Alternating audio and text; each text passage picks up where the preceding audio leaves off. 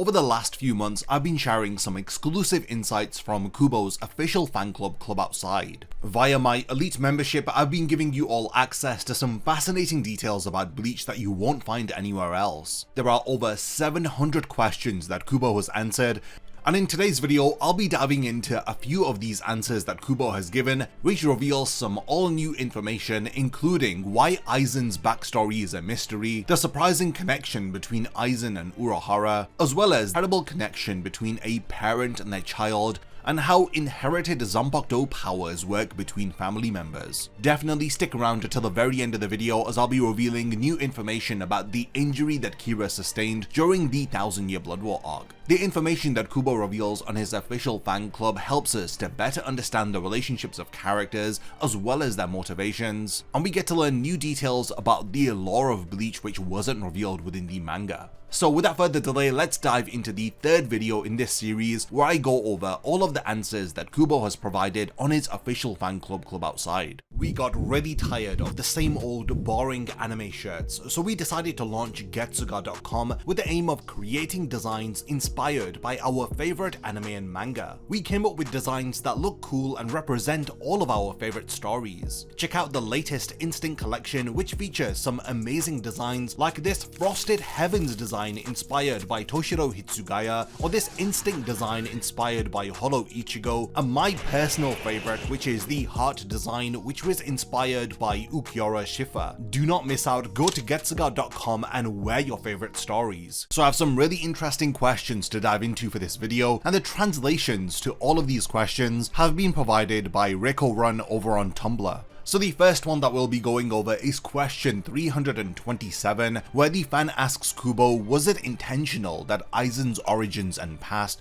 are still largely unknown? The fan says that they would like to know because they often find themselves thinking that there aren't many villains who possess that much charisma whose backstory remains unknown. The fan is probably referencing popular villains like Nagato from Naruto, Griffith from Berserk, and even Dio from JoJo's Bizarre Adventure. All of them are incredible villains, but we do know quite a lot about their origin stories in comparison to Sosuke Aizen. Kubo's answer reveals the reason why Aizen's backstory has remained a mystery up until now. Kubo states that most depictions of a villain's past are composed in order to draw out sympathy and a sense of relatability from the audience. And Kubo says that since he doesn't like this approach very much, especially for evil characters, he tries to avoid it at all cost. All characters have a different set of values, and he believes that a villain is a character whose differences in that regard are so large that they cannot be accepted. Kubo's response here goes against this very modern trend of humanizing villains. In recent years, we've had movies centered entirely on villain backstories like Cruella or even Joker. These installments within their respective universes attempt to make audiences sympathize with evil characters by explaining how they became evil in the first place. However, Kubo deliberately decides not to do this with his villains. This is also the reason why we do not know the story of how Ginjo had become the first substitute shinigami. Kubo's answer also perfectly aligns with his writing philosophy of if it is hidden, it is the flower. This is the idea that sometimes some things are better left unsaid, as this can be more powerful than just explicitly revealing everything to your audience. I agree with Kubo's decision to not give Aizen a fully fleshed out backstory. By keeping his origins a mystery, it makes Aizen even more intriguing. Kubo has been able to make his fans love Aizen's character through charisma alone without resorting to making us feel sympathy for him, which is usually the more easier way to get audiences to like characters. As Kubo puts it, a villain in the truest sense represents values that are so large that they cannot be accepted. The reasoning for Aizen's actions are supposed to be incomprehensible because no matter how much of a tragic backstory you give to him, it does not justify any of the actions that he commits later in the story. While yes, there are fans who are disappointed at the lack of a backstory for Aizen, you cannot deny that Kubo's approach has been very successful. There is a reason why Aizen is an influential and memorable villain, and without a tragic backstory to provide more context or even even an excuse for his actions. Audiences have nothing but Aizen's actions to go off of, which reveal his ambition to sit upon the empty throne in heaven, as he believes himself to be the worthy ruler of reality. This approach also mirrors how the characters must feel within the story, as they too are trying to understand Aizen's motives, so this lack of a backstory allows us to easily relate with Aizen's opponents. It's hard not to have a lot of respect for Kubo. He has a lot of confidence in his audience's ability to comprehend and appreciate a villain without needing them to be a sympathetic villain. There is a reason why Kubo doesn't want to make Aizen relatable, and I couldn't agree more with his reasoning for keeping Aizen's origins a mystery. Now, staying on the topic of Aizen's backstory, the next question dives into the shared history of Aizen and Urahara. Question 676, a fan had asked Kubo that when Urahara had become a captain, Shinji made a cryptic comment to Aizen. The fan wonders, did Aizen have an interest in Urahara before he had become a captain, possibly due to Urahara's earlier research, or their time maybe together spent at the Shinigami Academy? So this question does raises some very fascinating possibilities, with the fan speculating that Aizen and Urahara may have known each other while studying in the Shinigami Academy. Kubo answers the fan by revealing that Aizen had actually known about Urahara even before he had become close with Yoruichi. Now, during the Turn Back the Pendulum arc, we actually learn that Urahara had grown up at the Shihoin mansion in the Serete with his childhood friends Tessai and Yoruichi. So this suggests that Urahara was very young when he moved into the Shihoin mansion. This suggests that Aizen had known about Urahara at a very young age. Maybe they had grown up in the same district within Rukongai, or maybe Urahara's talents were noticed by a young Aizen, as this may have inspired Aizen to follow down a similar path, as he was the first to invent the Hokyoku and he was conducting experiments by sacrificing hundreds of Rukongai residents, offering up their souls to his Hokyoku in a desperate attempt to satisfy the Hokyoku. He had even offered up a fragment of Rangiku's soul, which some have theorized to be a piece of the Soul King, and then Aizen's Hokyoku was eventually completed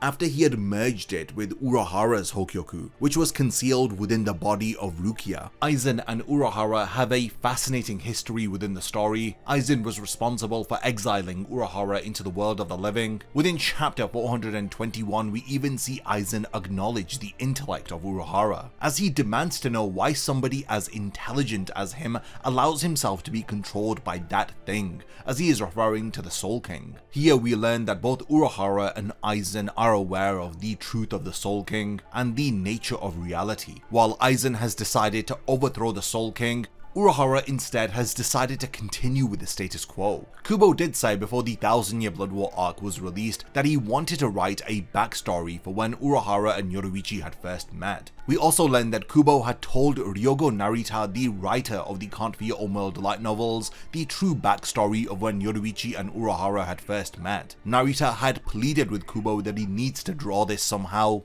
I believe that this backstory, if it is revealed to us, may shed some light on how Aizen had come to know about Urahara. In question 571 asked to Kubo, a fan had wondered whether if Orihime is unable to heal the injuries that Izuru Kira had sustained during the 1000-Year Blood War arc. So Kubo reveals that Orihime may be able to heal him, but she probably hasn't because Kira prefers his body the way that it is. This does follow this trend of other Shinigami who have sustained serious injuries refusing to be healed by Orihime. We see this with the injury that Nanao sustains against Lil Barrow, which permanently injures her leg. We also see this where Shunsui loses eyesight in one of his eyes, and even Yamamoto refusing to have one of his arms healed by Orihime. All of the Shinigami appear to have a sense of pride, and they don't obviously want to be helped by a human from the world of the living, most likely out of a sense of pride. If they can help it, they don't want to rely upon the help of Ichigo and his friends, because after all, they are outsiders and the problems of the Gotei 13 and the Soul Society should have nothing to do with them. When Kira is revealed to have survived that attack from chapter 494, we see him confront the small flamingo Lil Barrow creatures within chapter 654. We see that his missing right arm is now a robotic arm,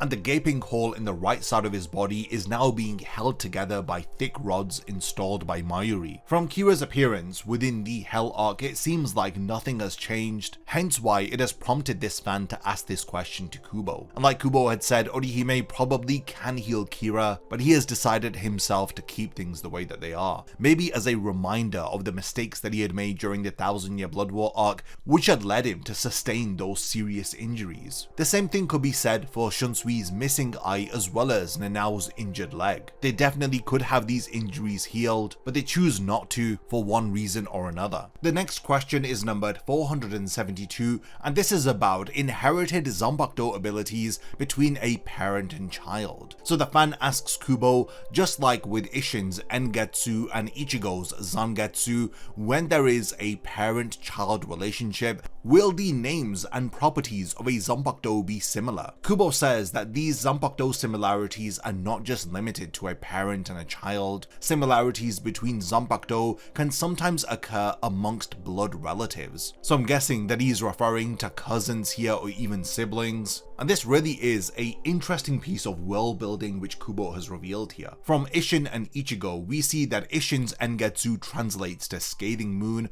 while Ichigo's Zangetsu means slaying moon. Both of their Zanpakuto have similarities with the moon-themed naming structure, with both of them being able to use the Getsuga Tensho ability, and how the two of them are able to enhance their Zanpakuto's attacks by channeling their spiritual energy. So it seems like the Zanpakuto within Ichigo's family have a Getsu suffix. They also have similar or shared spiritual abilities.